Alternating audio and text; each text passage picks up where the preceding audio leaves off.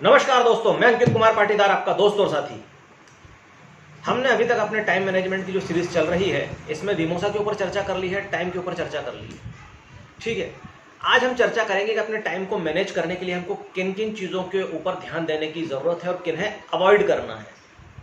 दोस्तों, कभी आपने सोचा है कि सक्सेसफुल लोग और अनसक्सेसफुल लोगों में क्या अंतर होता है? बेसिकली सभी के पास में 24 घंटे हैं, चाहे कोई आप डॉक्टर हैं, इंजीनियर हैं, बड़े वकील हैं, प्रधानमंत्री हैं, कोई एथलीट हैं या कोई जनरल पर्सन है। सभी के पास में 24 घंटे हैं। पर ऐसा क्या होता है कि कुछ लोग अपनी लाइफ में बहुत ज़्यादा सक्सेसफुल हो जाते हैं और कुछ लोग उस सक्सेस की सीमा तक पहुंच ही नहीं पाते हैं, उस तक छू भी नहीं पाते हैं। कहीं ना कहीं कुछ ना कुछ ऐसी गलतियां हो रही हैं जिसके कारण आप वहां तक नहीं पहुंच पा रहे हैं जहां तक पहुंचना चाहिए। पर देखिए, समय सभी के पास में बराबर है, सभी के पास में एग्जैक्ट 24 घंटे ही है। किसी के पास भी 24 घंटे से ज़्यादा का समय नहीं है। पर वही 24 घंटे कुछ लोगों को महान बना देते हैं और कुछ लोगों को बाहर कर देते हैं। तो आइए हम समझते हैं कि हम क्या गलतियां कर रहे हैं। दोस्तों, टाइम मैनेजमेंट के लिए मैनेजमेंट के बहुत ही बड़े थिंकर स्टीफन आर कवी ने एक बहुत ही बढ़िया कॉन्सेप्ट दिया है, बहुत ही बढ़िया फॉर्मूला दिया है। अगर आप उसे इंप्लीमेंट करते हैं तो न सिर्फ आपका समय बचेगा, बाकी आपके जितने भी टास्क हैं उसे आप आसानी से मैनेज भी कर पाएंगे। आपको कुछ भी नहीं करना है, आपको जितने भी टास्क हैं उन्हें यह डिफाइन करना है कि वो इंपॉर्टेंट है या अनइम्पॉर्टेंट है, अर्जेंट है या अनअर्जेंट है। अगर आप इन 4 कैटेगरी में अगर डिवाइड करेंगे तो आपके जो टास्क हैं वो 4 कैटेगरी में निकल के आएंगे।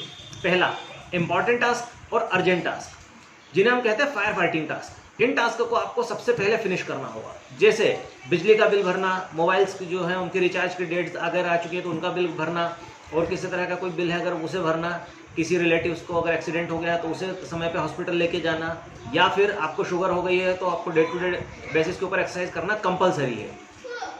ये जो इस तरह के टास्क होते हैं इन्हें हम कहते हैं important task plus urgent task. दोस्तों, सेकंड नंबर पे आते हैं उस तरह के टास्क जो इंपॉर्टेंट तो हैं बट नॉट अर्जेंट, जिन्हें अभी के अभी करने की ज़रूरत नहीं है।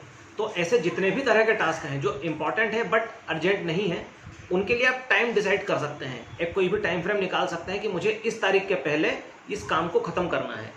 जब आप इस तरह से अपने समय को मैनेज करेंगे तो आपको ना सिर्फ अर्जेंसी ने किसी भी टास्क को लेकर अर्जेंसी रहेगी, बल्कि आपके पास में भरपूर समय रहेगा, आप हर तरह के टास्क को प्लान कर पाएंगे। अब मैं आपको ये एग्जांपल देता हूँ important but not urgent task का, कि सपोज करें आपको बिजली का बिल जो है, बिजली का बिल की एक डेट आती है, तो अगर आप प्लान कर ले कि मुझे इस पर्टिकुलर डेट के पहले पहले ही बिजली का बिल भर देना है, तो आपको कभी भी हरी नहीं रहेगा कि आपको लास्ट डेट के लिए रश करना पड़े। या फिर इनकम टैक्स के रिटर्न का फाइल हो गया, या फिर आपको अगर कहीं पे अपने डॉक्टर के पास में अगर चेकअप के लिए जाना है तो आप अगर डिसाइड कर ले कि मुझे किस तारीख को चेकअप के लिए जाना है, वो हो सकता है। आपके बॉस को अगर कोई रिपोर्ट सबमिट करनी है तो रिपोर्ट आपको कितनी तारीख तक सबमिट कर देनी है ताकि आपको लास्ट डेट का वेट ना करना पड़े। तो ऐसे जितने भी टास्क हैं, आपके टास्क जो इंपॉर्टेंट हैं और नॉट अर्जेंट हैं, उनके लिए आपको जो डेट है वो एक लास्ट डेट आपको फिक्स कर देनी चाहिए। आपका अधिकतर जो टास्क हैं वो इसी कैटेगरी में आने चाहिए, जो इंपॉर्टेंट और नॉट अर्जेंट कैटेगरी में आने चाहिए।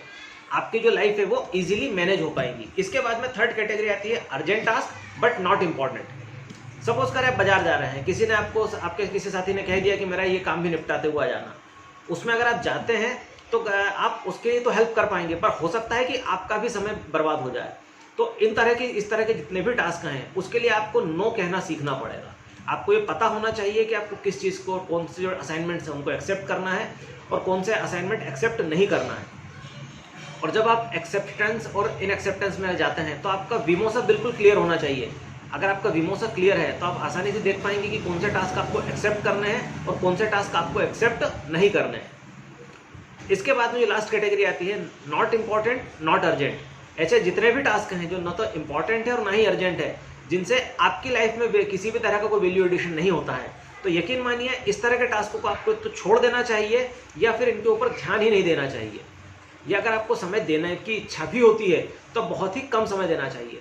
जैसे आपके पास में छुट्टी है, आप मूवी देखने जा रहे हैं, तो मूवी देखने से आपको वैल्यू एडिशन नहीं हो रहा है अगर, तो आपको मूवी नहीं देखना चाहिए।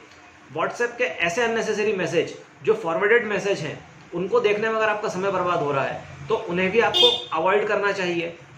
या फिर आपके ईमेल्स के ऊपर अननेसेसरी स्पैम्स आते हैं, उन्हें आपको अवॉइड करना है। या फिर इस तरह के और भी कुछ छोटे छोटे टास्क हो सकते हैं जो आपका बहुत ज़्यादा समय खा रहे हो, और अगर वो नॉट इम्पॉर्टेंट हो और नॉट अर्जेंट हो तो उन्हें आपको छोड़ देना है। तो दोस्तों, हमने एक स्टीफन आर कवी के जो टाइम मैनेजमेंट का मॉड्यूल है उसके आधार पर हमने समझा है कि हम अपने टाइम को किस तरह से मैनेज कर सकते हैं। आपसे उम्मीद है कि आज के बाद से आप अपना जो भी समय है वो इसी आधार पर डिवाइड करेंगे और अपना मुश्किल से 5% समय इम्पॉर्टेंट और अर्जेंट टास्क के लिए देंगे। 80% या उससे ज़्यादा समय जो है आप कोशिश करेंगे कि आप important but not urgent task के लिए दें। उससे कम समय 2-5%, 10-7% जो है वो urgent but not important task के लिए रखेंगे और not important not urgent task के लिए बिल्कुल ही मिनिमम टू मिनिमम समय रखेंगे, ताकि आपकी जो लाइफ है वो इजीली मैनेज हो सके और आप जितना हो सके, जितने आप जा सकते हैं उतने से ज़्यादा अधिक ग्रो कर सकें। तो ठीक है दोस्तों, अगर आपको मेरा वीडियो पसंद आया हो तो इसे लाइक, शेयर और कमेंट जरूर करें। धन्यवाद।